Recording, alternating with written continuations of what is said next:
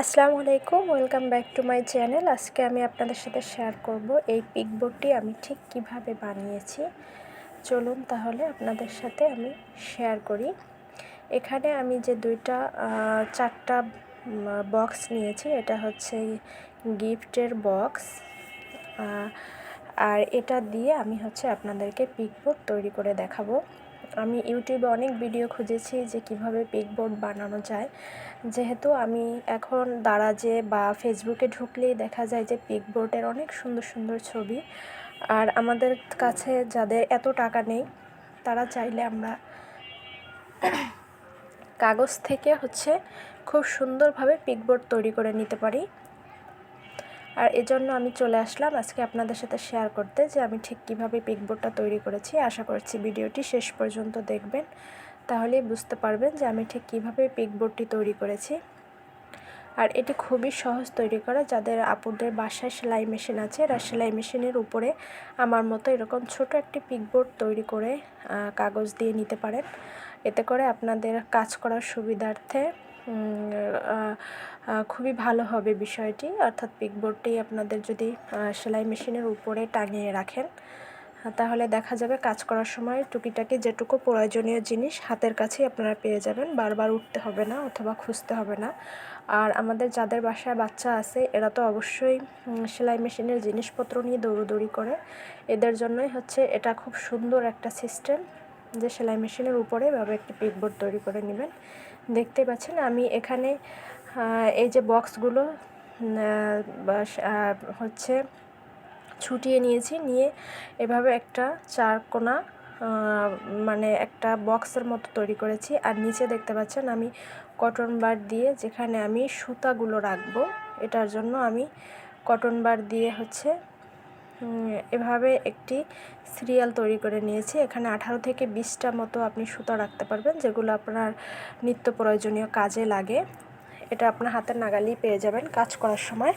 আর এই যে একটা বক্স দেখতে পাচ্ছেন, এখানে আমি লেস অথবা বোতাম বা পুঁতি যেটা কাজে লেগে যায় হঠাৎ করে, এটার জন্য আমি এভাবে একটা বক্স বানিয়ে নিয়েছি।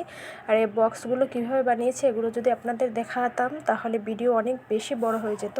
আপনাদের জাস্ট আমি একটু ধারণা দিচ্ছি যে আপনারা চাইলেও আমার মতো করে এভাবে খুব সুন্দর একটি পিকবোর্ড তৈরি করে নিতে পারেন। আর এখানে কিন্তু আমি এই যে গুল গান অর্থাৎ এই হট গানটি ব্যবহার করেছি। এটা দিয়ে তৈরি করলে পিকবোর্ড অনেক বেশি সুন্দর হবে, মজবুত হবে। অন্য কোনো গাম যদি আপনারা ইউজ করেন তাহলে এত বেশি মজবুত হবে না। দেখতে পাচ্ছেন আমি একে একে এগুলো লাগিয়ে নিচ্ছি। আমার লাগানো শেষ। এ পর্যায়ে চলে আসলাম আমার সেলাই মেশিনের উপরে, যেখানে আমি এটা সেট করেছি। এবার এটা আমার ডেকোরেশনের পালা। এখানে আমি সুতাগুলো খুব সুন্দরভাবে রেখে দিচ্ছি। দেখতে পাচ্ছেন এখানে 18টি সুতা, এবং এই যে সাইডে আমি আরও 3টা কাগজ মুড়িয়ে ববিন রাখার জন্য তৈরি করে নিয়েছি। এখানে আপনারা চাইলে 3 জায়গায় 9টা ববিন রাখতে পারবেন। আর উপরে আমার রং তুলির কাজের জন্য তুলিগুলো রেখে দিচ্ছি। আর এখানে আমার কেচি রাখবো, এবং অন্যান্য জিনিস আপনাদের খেয়াল খুশির মতো আপনারা রাখতে পারেন। আর এরপর যে আপনাদেরকে বলে রাখি, আমার চ্যানেলে যারা এখনও নতুন, চ্যানেলটি সাবস্ক্রাইব করেননি, অবশ্যই চ্যানেলটি সাবস্ক্রাইব করে আমার সাথে থাকবেন, এবং পাশে থাকা বেল আইকনটি অবশ্যই ক্লিক করে রাখবেন, যাতে পরবর্তী ভিডিও আমি যদি দিয়ে থাকি এটার নোটিফিকেশন আপনারা পেয়ে যাবেন। আর আমি সপ্তাহে একটি করে ভিডিও দিয়ে থাকি, যেহেতু আমার সময় কম। দেখতে পাচ্ছেন আমি একে একে করে আমি আমার পিকবোর্ডটি সাজিয়ে নিচ্ছি। এখানে আমি কিছু বোতাম রেখে দিচ্ছি এই বক্সটির মধ্যে, এবং পাশে গুলগানটা পরে রাখবো। এখানে আমি আগে কিছু গাম রেখে দিচ্ছি, 2টা গাম, এবং বোতামগুলো রেখে দিচ্ছি, এবং পুঁতির সাথে, যেগুলো আপনার টুকিটাকি কাজে লাগে সবসময়। এরকম একটি পিকবোর্ড তৈরি করে আপনারা আপনাদের টুকিটাকি জিনিসপত্র রাখার জন্য মেশিনের উপরে এরকম একটি পিকবোর্ড সেট করে নিতে পারেন। এতে আমি তৈরি করার পর দেখলাম যে মাশাআল্লাহ অনেক বেশি ভালো হয়েছে। প্রথমে ভেবেছিলাম কেমন না কেমন হয়, আর আমি ইউটিউবে অনেক সার্চ দিয়েছি একটা পিকবোর্ড তৈরি করার জন্য, যে কোনো আপু অথবা কেউ তৈরি করেছে কি না, তাহলে আমি একটু ধারণা নিব। কিন্তু না, আমি নিজে থেকেই দেখলাম যে কোনো ভিডিও নেই, তাহলে আমি নিজেই চেষ্টা করি। আর যদি কারো ভালো লেগে থাকে তাহলে আপুরা অবশ্যই আপনারা তৈরি করে নেবেন, দেখতে পাবেন যে অনেক বেশি উপকার হবে এই পিকবোর্ডটি তৈরি করার ফলে। এখানে আমি কিছু ফুল দিয়ে নিচ্ছি, এই ফুল দিয়ে ডেকোরেশন করার ফলে আমার পিকবোর্ডটি অনেক বেশি আকর্ষণীয় লাগছে। আর এই ফুলগুলো আছে কেলে দিয়ে তৈরি করা, আপনারা দেখেই বুঝতে পারছেন। আর এই কেলেগুলো আমি দারাজ থেকে নিয়েছিলাম, এগুলো হচ্ছে আপনারা অ্যাভেলেবেল পেয়ে যাবেন, বাচ্চাদের খেলনা যে সব জায়গায় বিক্রি করে ওখানেই।